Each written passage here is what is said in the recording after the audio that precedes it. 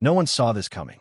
In a bold move that stunned the world, China has supplied Burkina Faso with game-changing weapons. Powerful tools that could transform the battlefield, tilt the balance of power, and challenge the West's grip on Africa. The question is no longer if change is coming.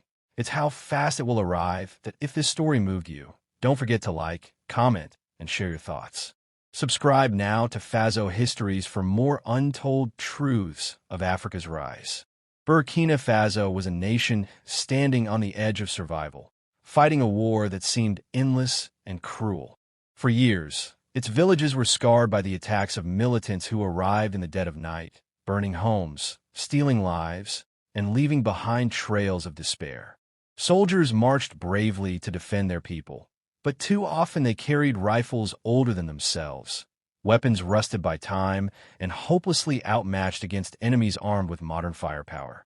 Families buried their sons who had fallen in combat, while mothers wept into the silence of the night, asking why the world had abandoned them.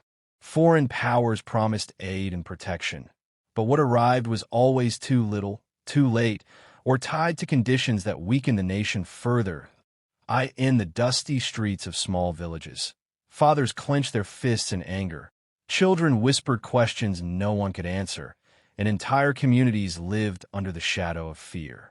The people of Burkina Faso felt trapped in a cycle where courage alone was never enough, where bravery was measured not in victories, but in survival. Yet, beneath this despair, something was stirring. In the heart of the nation, a new generation of leaders and fighters was rising, unwilling to accept weakness as destiny.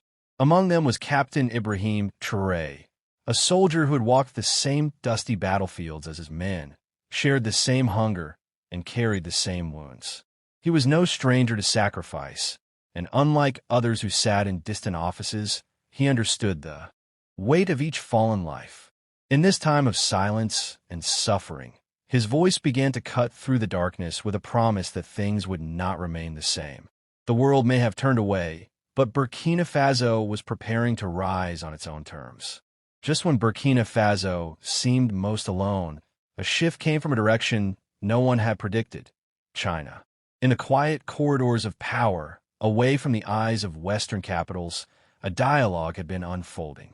Traoré, determined to free his nation from dependency, had reached out for support not in speeches but in actions. He knew Burkina Faso could not continue to fight with outdated rifles while enemies wielded weapons of the latest design. To the surprise of many, China responded, not with promises wrapped in endless conditions, but with tangible assistance, game-changing weapons that could transform the battlefield. When the first shipments arrived, it was as though a weight had been lifted from the shoulders of the Burkinabe soldiers.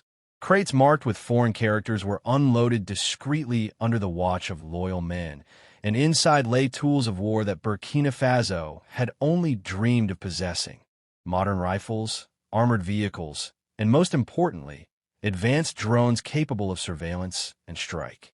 For the first time in years, the balance of power began to tilt.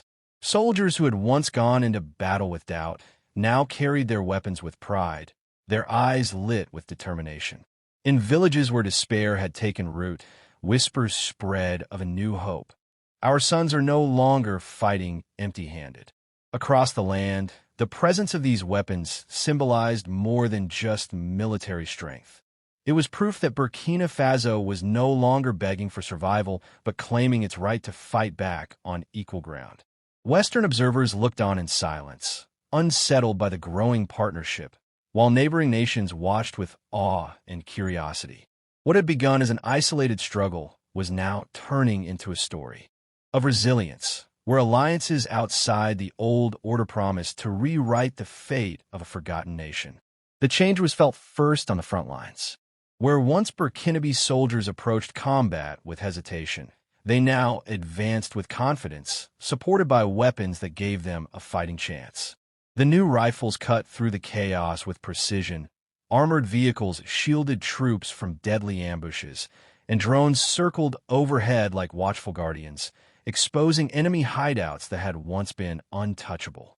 For the first time in years, the hunters became the hunted. Militants who had once roamed freely across villages now found themselves cornered, their movements tracked, their camps destroyed from the skies. The morale of the soldiers surged like a rising tide.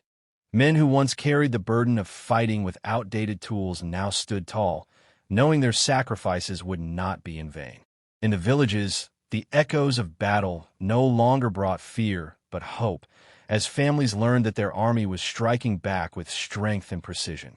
Children, once silenced by terror, began to sing again. Farmers returned to their fields with cautious optimism, and elders whispered prayers of gratitude for a future they thought had been lost. The shift was not just military, it was psychological.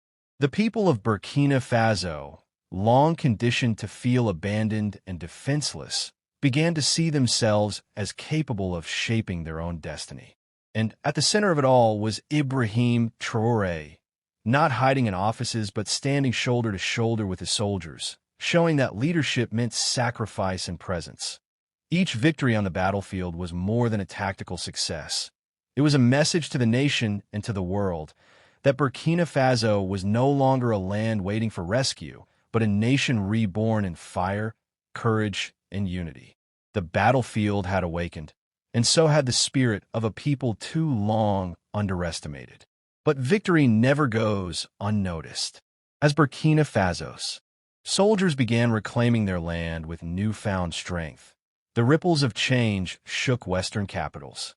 In Paris, Washington, and Brussels, alarm bells rang louder than ever.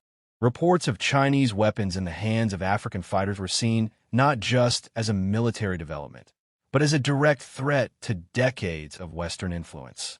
Think tanks warned of a dangerous precedent, while politicians scrambled to paint Traoré as reckless, accusing him of dragging his nation into risky alliances. Sanctions were quietly drafted, foreign aid was threatened with cuts, and diplomatic pressure mounted on neighboring states to distance themselves from Ouagadougou. Western media outlets flooded headlines with stories branding Traoré as a dictator, hoping to turn global opinion against him. But inside Burkina Faso, these tactics only fueled more defiance. The people remembered how the same voices that now shouted about freedom had stayed silent during years of bloodshed and poverty. To them, Traoré was not reckless, he was courageous. And when the West tried to isolate Burkina Faso, something unexpected happened. Instead of breaking, the country began forging new bonds with others who had also grown weary of dependency.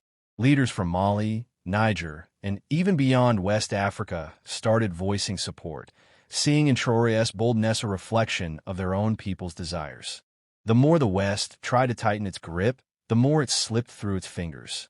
Burkina Faso had become a symbol of resistance, and resistance was contagious. What the West feared most was now unfolding before their eyes, a united Africa daring to imagine a future without chains. As the sun rose over the dusty plains of Burkina Faso, its light carried more than warmth. It carried a vision of a future once thought impossible. The roar of home-built drones above the skies, the steady march of soldiers armed with new confidence, and the resilience of a people who had endured so much, all combined into a single truth: the tide had turned. No longer was Burkina Faso begging at the doors of foreign powers. No longer was Africa's story written by hands in distant capitals. The nation's sacrifices had become seeds of hope sprouting across the continent. In Mali and Niger, young voices echoed Traoré's call for dignity. In Ghana and Senegal, students debated a future free of dependency. And across Africa's diaspora, pride swelled at the sight of a homeland refusing to kneel. The world watched, some with fear, some with admiration, but all with recognition that something irreversible had begun.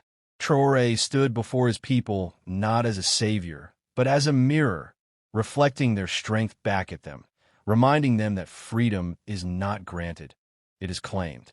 His words carried far beyond Ouagadougou. Africa will not wait. Africa will not bow. Africa will rise. And with that, a new chapter opened not just for Burkina Faso, but for an entire continent awakening to its power.